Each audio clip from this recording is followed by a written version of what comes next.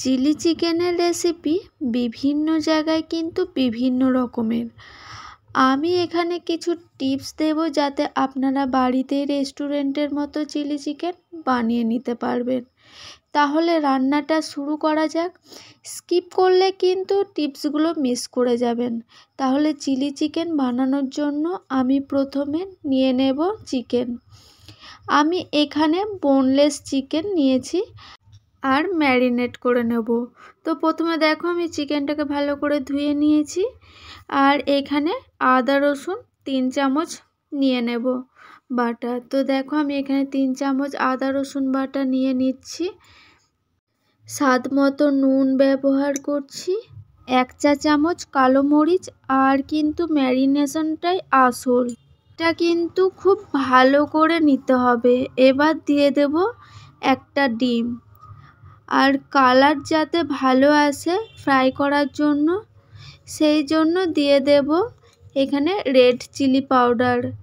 এরপর এখানে দিয়ে দিচ্ছি আরও ভালো করে কোট করার জন্য দিয়ে দিলাম কর্নফ্লাওয়ার। এরপর দিয়ে দিচ্ছি এখানে সামান্য ময়দা খুব বেশি দিলে চিকেন পকোড়ার মতো হয়ে যাবে। তখন কিন্তু চিলি চিকেন বানানোর জন্য হালকা প্রোটিনটা আর থাকে না। যদি দেখে ম্যারিনেশনটা খুব পাতলা হয়ে গেছে তাহলে এখানে কিন্তু 2 চামচ কর্নস্টার্চ আর একটু কর্নস্টার্চ ইউজ করবেন। কোনোভাবেই কিন্তু ময়দা ইউজ করবেন না। সব কিছু দেওয়া হয়ে গেলে আমি এটাকে খুব ভালো করে মিশিয়ে নেওয়ার পরে আমি দিয়ে দেব সামান্য তেল। আর এইভাবে দেওয়ার কারণে কিন্তু ফ্রাই করার চিকেনের মধ্যে খুব সুন্দর স্মেল আসে। এবার আমি এটাকে ফ্রিজে 35 মিনিট মতো রেখে দেব। এবার বলি আপনাদের সিক্রেটটা। চিলি চিকেন বানানোর জন্য একটা মশলা ব্যবহার করা হয়। যে কোনো ভালো রেস্টুরেন্টেই বা ভালো হোটেলে কিন্তু এই মশলাটা ব্যবহার করা হয়। আর এই মশলাটা বানানোর জন্য লাগছে এখানে দারচিনি 2টো নিয়ে নিয়েছি, এখানে 10টা লবঙ্গ, 2টো এলাচ আর সবশেষে নিয়েছি মৌরি। এবার সবগুলো মিক্সিতে দিয়ে খুব ভালো করে পাউডার করে নিতে হবে। তো বন্ধুরা দেখো আমি এখানে পাউডার করে নিয়েছি। এবার এটাকে আমি একটা পাত্রে ঢেলে নেব। এটাকে অ্যাকচুয়ালি বলে 5 স্পাইসেস। একবার চিলি চিকেনে দিয়ে দেখবেন, ওর টেস্টটা আর গন্ধটা একদম রেস্টুরেন্টের মতো হয়ে যায়। এরপর সব সসগুলো আগে থেকে মিশিয়ে রাখবো যাতে রান্নার সময় ভেজিটেবলগুলো জ্বলে না যায়। তাহলে প্রথমে দিয়ে দেব টমেটো সস। আর টমেটো সসটা বেশি লাগবে, টমেটো সসটা 5 চামচ মতো লাগবে। এরপর দিয়ে দেব চিলি সস 1 চা চামচ। আর সোয়া সসটা দেব 1 চামচের অর্ধেক। তো দেখো আমি খুব সামান্য জল দিয়ে এটাকে এবার ভালো করে মিশিয়ে নিব। তারপর এটাকে সাইডে রেখে দেব, আমাদের রান্নার সময় কিন্তু কাজে লাগবে। এবার চিলি চিকেনগুলোকে ফ্রাই করার জন্য একটা কড়াই তেল নিয়ে নেব। তেলটা গরম হয়ে এলে আমি এখানে এক এক করে চিকেনগুলো দিয়ে দেব। তো দেখো আমি এখানে এক এক করে দিয়ে দিচ্ছি। তোমরাও এইভাবে ট্রাই করবে বাড়িতে। আশা করছি এটা রেস্টুরেন্টের মতো লাগবে। আর রান্নাটা কিন্তু হাই ফ্লেমে করতে হবে। তো দেখো এখানে কিন্তু সম্পূর্ণ ভালো করে এটা ফ্রাই হয়ে গেলে তারপর এটা উল্টে পাল্টে দিতে হবে। তো দেখো তোমাদের আমি জাস্ট একবার দেখিয়ে দিচ্ছি।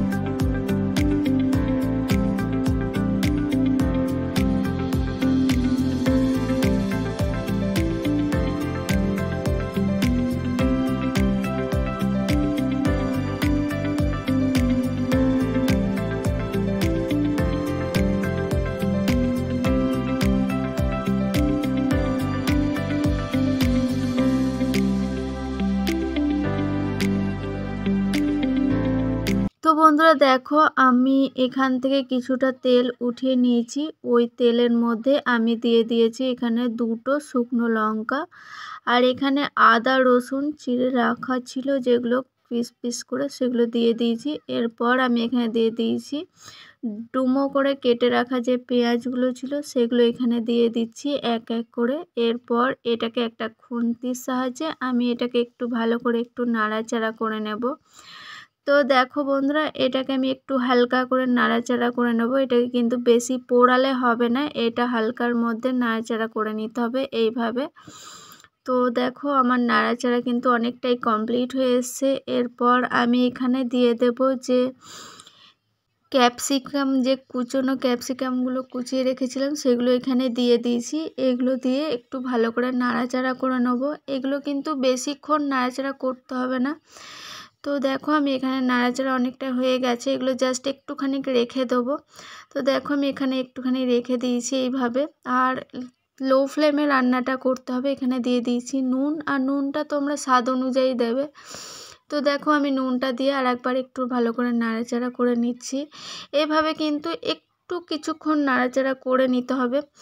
তো দেখো এরপর আমি এখানে দিয়ে দিচ্ছি ফ্রাই করে রাখা যে চিকেনগুলো ছিল সেগুলো এর মধ্যে দিয়ে দিয়েছি। আর চিকেনগুলো দেখতে পাচ্ছ এখানে আমি কিন্তু 250 গ্রাম মতো চিকেন নিয়েছিলাম, আর এখানে ছিল কিন্তু বোনলেস চিকেন। আর দেখো এটাকে আমি ফ্রাই করা হয়ে গেছে, আর চিকেনটা দেখো এর মধ্যে আমি এবার দিয়ে দিচ্ছি। তো এইভাবে একটু কিছুক্ষণ নাড়াচাড়া করে নিতে হবে এটা। তো বন্ধুরা দেখো, এখানে কিন্তু এরপর আমি কয়েকটা সস, যে সসগুলো মিশিয়ে রেখেছি সেই সসগুলো এরপর আমি এখানে দেখো দিয়ে দিচ্ছি। আর সসগুলো দিয়ে একটু কিছুক্ষণ আমি আবারও নাড়াচাড়া করে নেব। তো দেখো এখানে তোমরা কিন্তু জল ব্যবহার করতে পারো, যারা গ্রেভি পছন্দ করো তারা সামান্য জল দিয়ে দেবে এর মধ্যে। আর এখানে দেখো আমি যেহেতু গ্রেভি পছন্দ করি, তো এখানে সামান্য আমি জল দিয়ে দিচ্ছি। তো দেখো এখানে আমি জলটা দিয়ে দিয়েছি, আর এখানে দিয়ে দিচ্ছি আমি সামান্য চিনি। তো তোমরা চাইলে এটা দিতে পারো, না হলে এটা ইগনোর করতে পারো। আর এখানে দেখো 3টে কাঁচা লঙ্কা আমি চিড়ে দিয়ে দিয়েছি।